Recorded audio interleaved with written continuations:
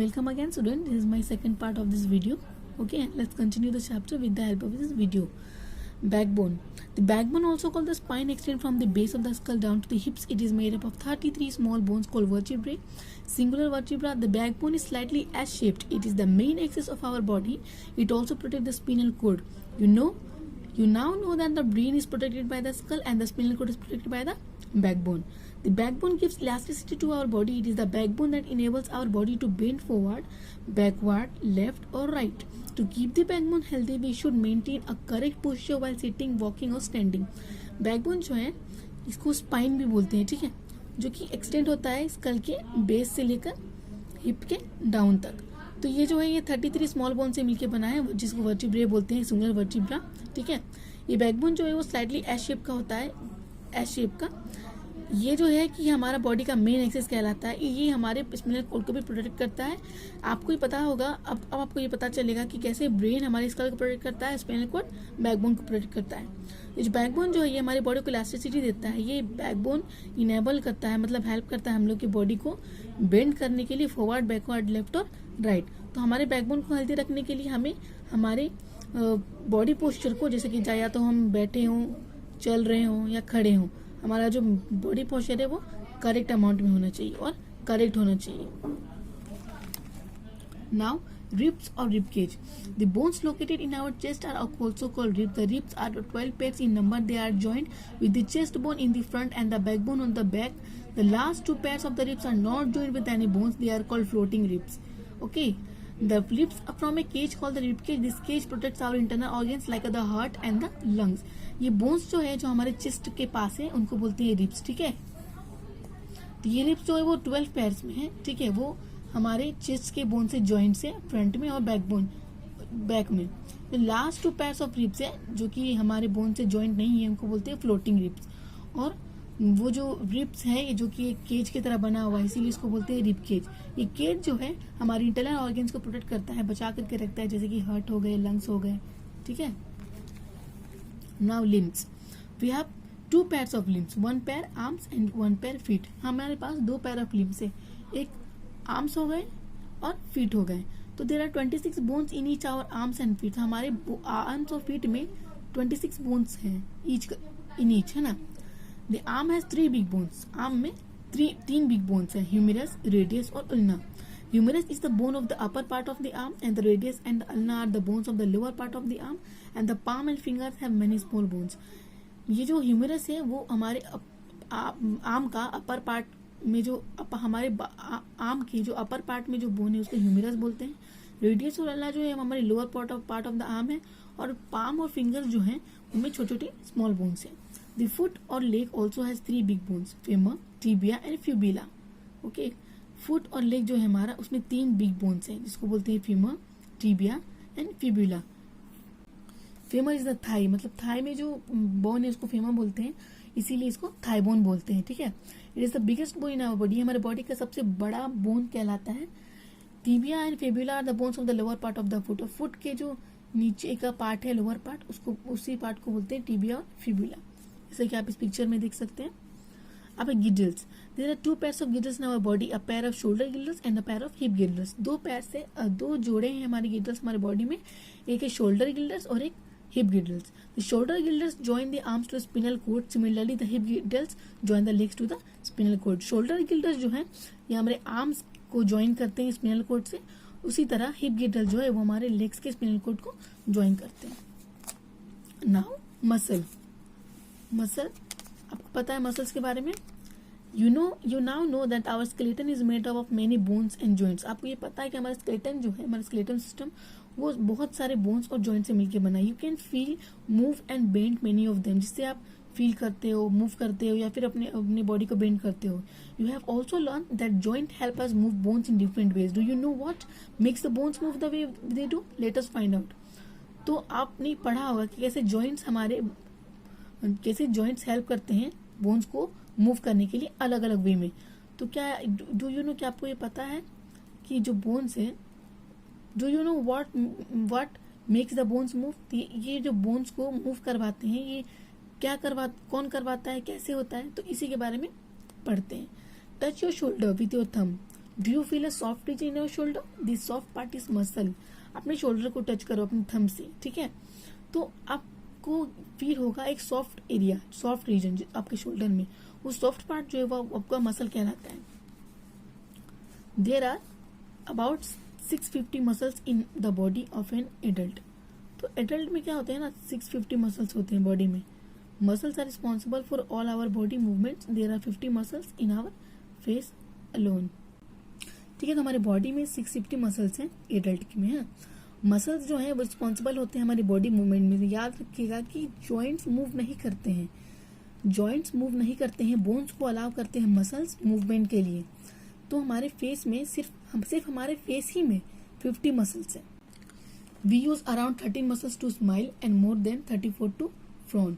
Muscles are attached to the bones. They pull the bones and move them in new position. If all muscles in our body pull they could lift a bus. अगर हमारा muscles यानी कि हमारे body का जितना भी muscles है अगर वो किसी चीज को खींचने लगे, वो तो एक बस को खींच सकते हैं. The most active part muscles in the body in the I muscle. हमारा जो बॉडी में सबसे एक्टिव मसल है वो आई मसल है. ये 1 लाख टाइम्स अ डे, मतलब एक दिन में 1 लाख बार मूव करता है. तो many of this movements take place during dreaming. और ज्यादातर ये मूवमेंट रात को लेता है यानी कि सपने में. तो हमने मसल्स के बारे में पढ़ा कि मसल्स होते क्या हैं, कहाँ किस किस पार्ट में मसल्स है. अब है कि ये मसल्स काम कैसे करते हैं, हाउ डू मसल्स वर्क. तो मसल्स कैन ओनली पुल और contract, they can not push. वो पुल हो सकते हैं, कॉन्ट्रैक्ट हो सकते हैं, लेकिन वो पुश नहीं कर सकते. Muscles work in pair. That is why you need at least 2 muscles at a joint. When one muscle work other rest. When you move your arm, one set of muscles contract while the other set of muscles relax. The contraction and relaxation of the muscles make the bones move in different direction. This is how muscles work in pairs. तो अगर ये question आता है कि muscles पैर में काम क्यों करते हैं, मतलब जोड़े में काम क्यों करते हैं, अगर ये कहीं भी क्वेश्चन आ जाता, आप बोल सकते हो कि मसल्स पैर में ही वर्क करते हैं. क्यों? क्योंकि उनको वो जो है नीड एटलीस्ट 2 मसल्स, मतलब जॉइंट में कम से कम 2 मसल्स होनी चाहिए, ताकि जब एक मसल्स काम करता हो तो दूसरा रेस्ट करता हो. जब आपका आर्म काम करता है, मूव करता है, तो एक सेट ऑफ मसल्स आपका कॉन्ट्रैक्ट होता है और अदर सेट ऑफ मसल आपका रिलैक्स करता है. तो इसी कॉन्ट्रैक्शन और रिलैक्शन ऑफ द मसल्स जो होते हैं यही हेल्प करते हैं हमारी बॉडी को डिफरेंट डायरेक्शन में मूव करने के लिए. Movement in other animals. अब एनिमल्स की बात करें, हमने तो अभी तक ह्यूमंस के बारे में बताया, अब हम बात करेंगे एनिमल्स के बारे में कि एनिमल्स में कैसे मूवमेंट्स होते हैं. Do all animals require bones and muscles for movement? Many animals do not have bones. How do they move? Let us study the manner of the movement in some animals. जितने भी animals है सबको bones और muscles की जरूरत होगी movement के लिए, या तो आप जानते ही हैं, लेकिन ऐसे बहुत से एनिमल्स हैं जिनमें बोन्स नहीं है. तो फिर आप क्वेश्चन करेंगे कि मैम आपने बताया कि जितने भी एनिमल्स है सब में बोन्स और मसल्स चाहिए होता है मूवमेंट के लिए, तो फिर ये कैसे हो सकता है कि किसी एनिमल्स में बोन्स नहीं है, तो फिर वो मूव कैसे करते हैं. तो इसी चीज को जानेंगे हम लोग कि हाउ डू दे मूव, मतलब कि वो बिना बोन्स के मूव कैसे करते हैं. फर्स्ट है earthworm. The body of an earthworm is made up of many segments, joints end to end. The earthworm doesn't have bones. It has muscles that help it to extend and contract the body. The earthworm first extends the front part of its body and keeping the rear part fixed to the ground. Then it fixes the front end and releases the rear end. It then shortens its body and pulls the rear end forward. This enables it move forward through a small distance. It repeats the process of muscle expansion and contraction several times.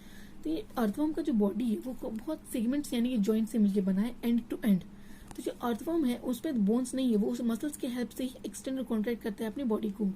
Earthworm का जो first extend करता है वो अपनी body के front part को extend करता है और बाकी का जो पीछे का पार्ट है रेयर पार्ट वो उसको फिक्स रखता है ग्राउंड में. उसके बाद वो फिक्स करता है फ्रंट एंड को, रिलीज करता है रेयर एंड को.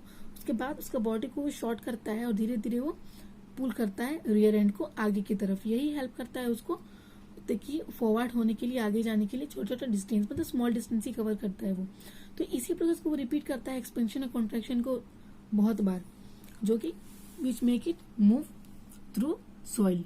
The body of the earthworm secretes a slimy substance that helps in the movement. How does the earthworm fix its body to the ground? It has a large number of thin bristles under its body. These bristles are connected to the muscle. The bristles help to get a good grip on the ground. The activity of an earthworm makes the soil fertile. That is why it is called the farmer's friend. तो आप अगर पूछोगे कि ma'am कैसे वो अपना जो body है वो ग्राउंड पे फिक्स लगता है, तो उसकी बॉडी के जो अंदर में, मतलब उसका जो बॉडी का पार्ट, उसके अंडर पार्ट में ब्रिसल्स है. ये ब्रिसल्स कनेक्टेड है उसके मसल से. जो ब्रिसल्स है वो उसको हेल्प करती है ताकि वो ग्राउंड में यानी कि जमीन में ग्रिप बना सके, ठीक है, एक पकड़ बना सके. और इसी एक्टिविटी का अर्थवर्म को जो है वो सॉइल को फर्टाइल बनाता है. इसीलिए इसको किसान का दोस्त भी कहते हैं, फार्मर फ्रेंड भी बोलते हैं. याद रखिएगा कि अर्थवर्म को फार्मर फ्रेंड भी बोलते हैं. क्यों बोलते हैं? क्योंकि वो हेल्प करता है सॉइल को फर्टाइल करने में. Now snail. Have you seen a snail? The rounded structure that it carries on its back is called the shell. It is the outer skeleton of the snail, but is not made up of bones. The shell doesn't help in the moving the snail. The shell has a small opening with a lead. The head of the snail opens out from this opening. A muscular foot also comes out of the shell. The foot of the snail is attached with the stomach. The foot produces a wavy motion which is very slow. आपने snail तो देखा होगा, वो जो rounded structure उसके back पे होता है उसको बोलेंगे शेल, ठीक है. उसको जो आउटर स्केलेटन है शेल का, वो it is the outer skeleton of the snail but is not made of bones. उसका जो आउटर स्केलेटन है वो स्नेल का, वो बोन से नहीं बना. The shell doesn't help in moving this snail.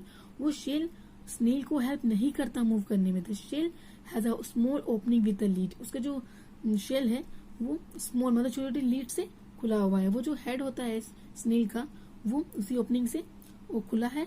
और जो मस्कुलर फुट है वो भी शेल से बाहर निकला होता है. फुट ऑफ द स्नेल, उसका जो फुट है, उसका जो पैर है वो उसका स्टमक यानी कि पेट से अटैच्ड है. और यही फुट उसको प्रोड्यूस करता है वेवी मोशन, जिसकी वजह से वो धीरे धीरे चलता है.